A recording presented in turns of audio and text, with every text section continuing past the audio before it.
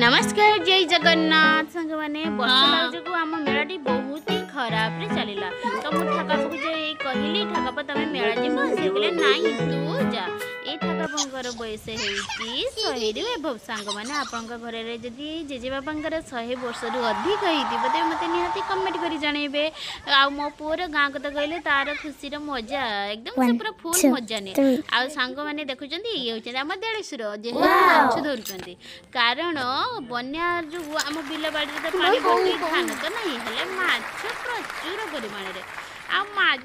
माछ विभिन्न भेराइटी रे जोटा कि आम बिल रे ही मिलिबो आ बिल रे सुनसुनिया साग मध्य धान चाष नहेले कोन हैला साग चाष माछ चाष तो हेई पारुछि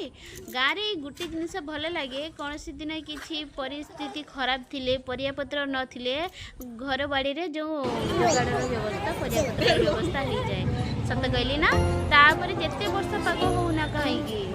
कौन मेला बुलवा छाड़ी चलली देवी माँ दर्शन पाई देवी माँ दर्शन कर सारी आम से छिड़ा हेलु छिड़ा है सब सांग सहित देखाला दुर्गा देवी पूजा सहित दर्शन सहित पेट पूजा भी सांग मैंने गोटे वर्ष ही आमको बहुत खुशी लगे जेहेतु आम गाँ मेल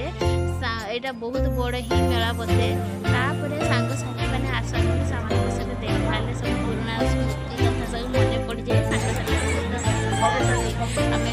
आम छिड़ा पूरा मेला भल भाव देखी आ कि फटो उठार व्यवस्था रखा जाए फटो उठाई तापर एमती आम मेला टे एंजय करूँ सांग मैंने मोर मिनी ब्लॉग टी आप भल लगे कमेंट सब्सक्राइब करेंगे जय जगन्नाथ रही नमस्कार।